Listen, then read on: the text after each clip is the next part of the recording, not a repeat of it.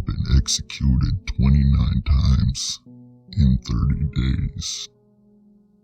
Today marks my 30th execution. I don't remember what happened. I consider myself a law-abiding citizen. I'd never harm anyone, not even a fly. I don't remember how I got here or what is happening, but I figured I'd post here in case anyone here has any idea what the heck is going on. 30 days I've been in this desolate little cell. The reason I know is because of a calendar on the computer. It's a desktop which has seen better days.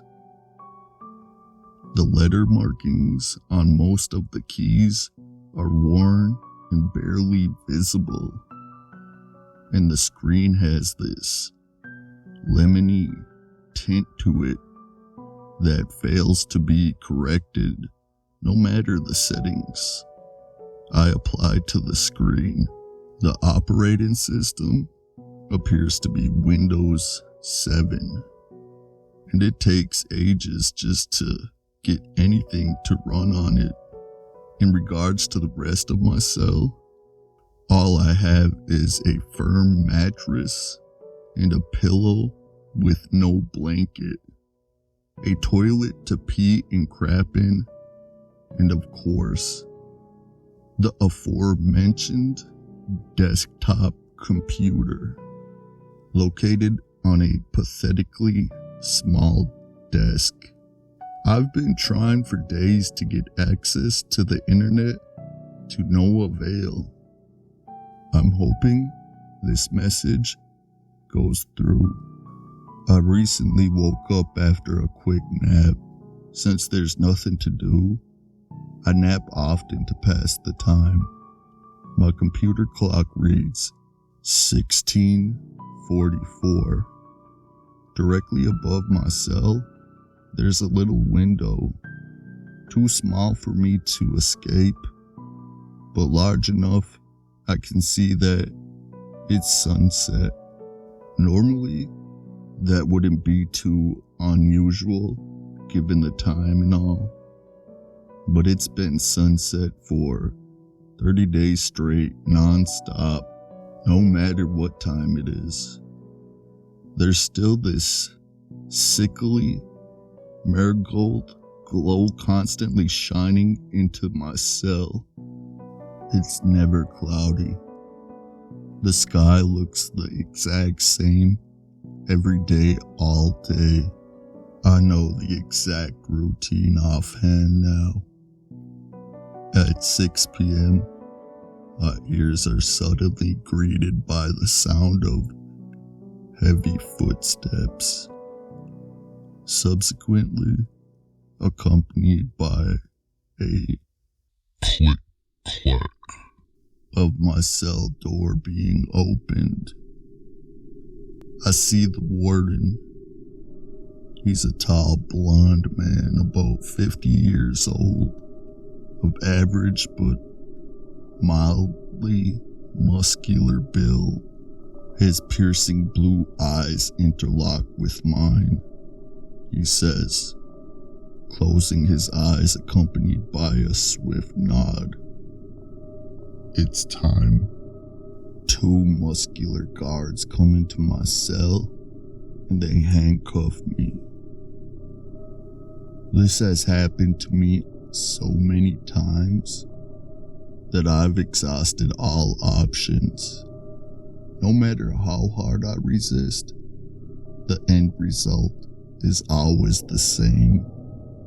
I almost start to miss that sickly marigold glow of the sunset through the tiny window in my cell as I am being escorted by the 2 guards through a corridor. I'm in shackles and I can't walk fast but the guards try and force me to. Every time I'm executed, it's in the same electric chair 29 executions prior. I can vividly remember the very chair that is going to kill me for the 30th time. It's completely black, but still obvious wooden construction. It's a lot more modern looking compared to other electric chairs that pop culture is used to. For one, it doesn't have those leather straps. It has nylon fast release straps, not too dissimilar to those that you would see in the seat of an airliner. The click-in pieces are made out of a shiny metal.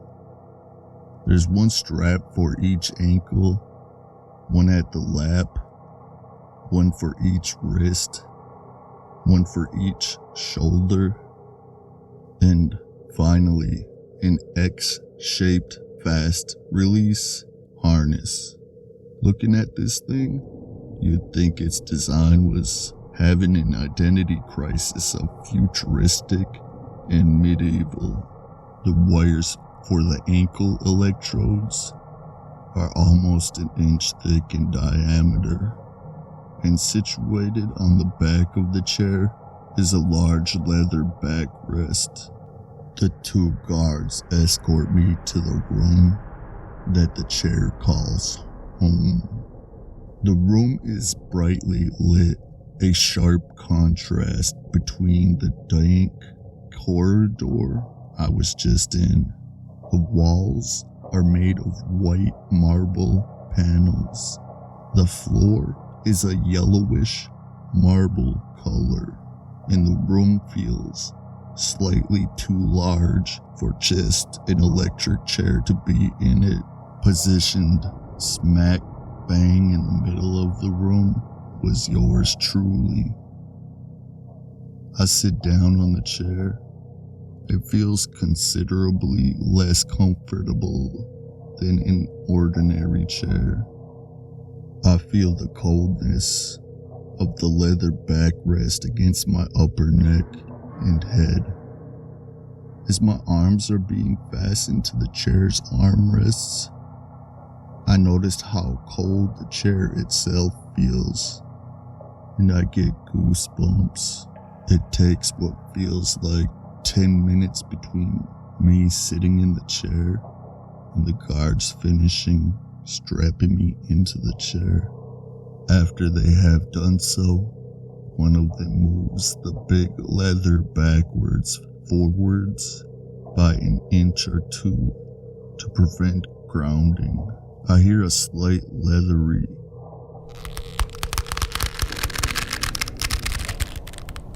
as it is being moved forward. I'm not even asked for my last words before the guards fasten a leather mask around my head, which completely covers my mouth area so as to make coherent speaking impossible. I was expecting the warden to read a death warrant of some sort to get an understanding, some closure as to what I did so wrong that made this such a fitting punishment for me. The warden instead just stares at me for 5 minutes straight with a smirk. I don't get it. They look completely frozen in time, as if someone hit a pause button. After a couple of seconds, the two guards do the same as him. They look completely frozen in time. But I look to my right towards the clock, and I see the hand of the clock moving normally. After a couple minutes have passed, the warden breaks the deafening silence. He utters one word with a nod. Time A few seconds later, I hear what sounds like a jet engine spooling up. It is a high-pitched whirl that gets more high-pitched the closer it is to attaining full power. At that mark, I suddenly feel what feels like a mixture of intense tickling and pain. If you've ever been tickled so hard your lungs are spasming and you can't breathe, that's what it feels like, multiplied by 100 or so. I feel my body vibrate 60 times per second with the ferocious alternating current. If I had any last words, then that's the least of my worries, since I can't breathe at all. 10 seconds feels closer to 10 minutes. 30 seconds feels like 30 minutes. Around the 30-second mark is when I'm overcome with the sensation of dread and despair, as I have not been able to take a breath for 30 seconds. No matter how hard I try, my diaphragm contracts and relaxes rhythmically 60 times per second with the 2000 volt 8 ampere alternating current. I would let out a scream if I could, but the mask securely tightened around my face both holds my head to the backrest of the chair and prevents me from crying out. Combined with the fact of being in the chair's firm embrace, I feel as if the electric chair is physically strangling me with its merciless grasp. At around the 60-second mark, my chest burns so badly from not being able to breathe. I consider if it's possible for my lungs to just explode. I wonder if even if the current was turned off at this point, if I would be able to breathe ever again. My muscles torn and shredded repeatedly many times a second from the relentless current. I can't wait to go unconscious. I really want this to end. I feel my heart start to fibrillate, but the sweet release of my death doesn't happen so fast. Suddenly, the current switches off, but I realize it's not a malfunction. It's just the wait period between cycles. For those sweet 10 seconds, I can finally breathe again, but my lungs are so stiff, it's very difficult for me to be able to take in a decent breath. I managed to take about half a breath before the 10-second mark is up. I timed it in my head and know what I'm doing is futile. Wham! The current hits me again.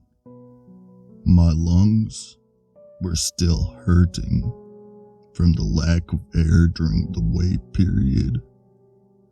And I know this second cycle is going to be worse. My vision slowly fades to black as my oxygen levels decrease, and I begin to see specks of blue, green, and red in my vision. My muscles are spasming like crazy, but all I can think about is the sweet release of death. Every single time I wake up to the sound of the 6 a.m. alarm as if nothing ever happened. Am I dreaming? I ask myself. Was that all a dream? I immediately look at my wrists.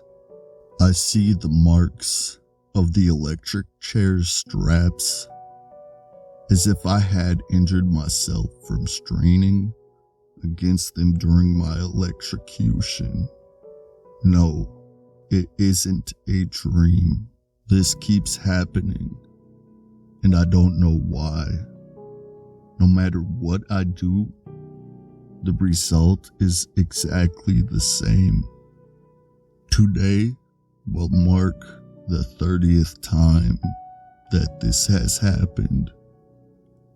You never get used to the feeling of being electrocuted. My computer clock now reads 17:57. That sickening orange glow still pesters me.